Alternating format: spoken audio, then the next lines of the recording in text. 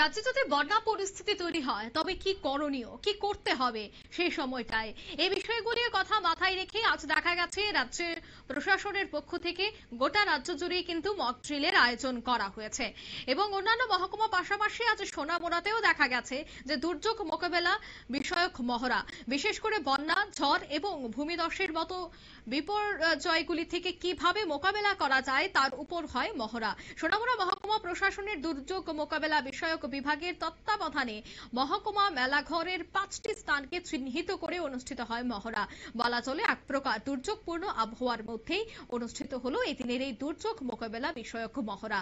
গতকাল থেকেই ক্রমাগত বর্ষণে দেখা গেছে যে এমনিতেই সৃষ্টি হয়ে রয়েছে এক দুর্যোগপূর্ণ পরিস্থিতি, যদিও সেটা রয়েছে নিয়ন্ত্রণের মধ্যেই, কিন্তু তার মধ্যে মহকুমা প্রশাসনের উদ্যোগে আজ যে মহড়া অনুষ্ঠিত হয়েছে তা বর্তমান সময় দাঁড়িয়ে অনেকটাই গুরুত্বপূর্ণ বলেই মনে করা হচ্ছে। বিশেষ করে দেখা গেছে প্রশাসনের উদ্যোগে আজকে যে মহড়াটি অনুষ্ঠিত হলো তা এই দুর্যোগ মোকাবেলা বিষয়ক মহড়া মেলাঘরের রাজঘাট, পোয়াংবাড়ি, পূর্ব চণ্ডীগড়, তেলকাজলা এবং মেলাঘর মহকুমা হাসপাতাল এই 5টি স্থানকে চিহ্নিত করেই সংশ্লিষ্ট প্রতিটি দফতরে প্রতিনিধি দলের উপস্থিতিতে অনুষ্ঠিত হয় এই মহড়া। মহড়ায় অস্থায়ী শিবিরে গৃহপালিত পশুদের নিয়ম হাজির হয় কবলিতরা, অর্থাৎ দেখা যায় যে বন্যা হলে ঠিক কিভাবে গৃহপালিত পশুদের সেখান থেকে সরিয়ে আনতে হবে, সাধারণ মানুষকে কিভাবে নিরাপদে আশ্রয় দিতে হবে, এই বিষয়গুলির উপরও কিন্তু দেখা গেছে আজকের এই মহড়া। সে বিষয়ে কি বলছেন সংশ্লিষ্টরা শোনাচ্ছি। প্রোগ্রামটা অর্গানাইজ করছি আজকে দিনে সকাল 6:30 থেকে শুরু হয়েছে আমাদের কর্মসূচি।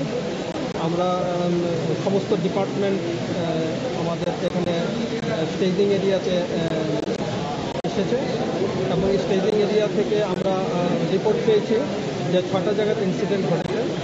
প্রথমটা ফ্লাড হিসাবে রাজঘাট 1-এ, দ্বিতীয়টা হয়েছে রাজঘাট 2কে কেন্দ্র করে, সেখানেও ফ্লাড। 3 নম্বর ঘটনা ঘটেছে আমাদের সাইক্লোনে একটা গাছ ভেঙে পড়েছে, এটা পঞ্চমুখ পোয়াংবাড়ি এলাকা, নলছড়াডি ব্লকের অন্তর্গত। তারপর আরেকটা ইনসিডেন্ট ঘটেছে ড্রনিং, যেটা কালাপানিয়া পুকুরে মোহনপুরহালি ব্লকের অন্তর্গত। আরেকটা ল্যান্ডস্লাইডের ঘটনা ঘটেছে, সেটা হলো কালাপানিয়া।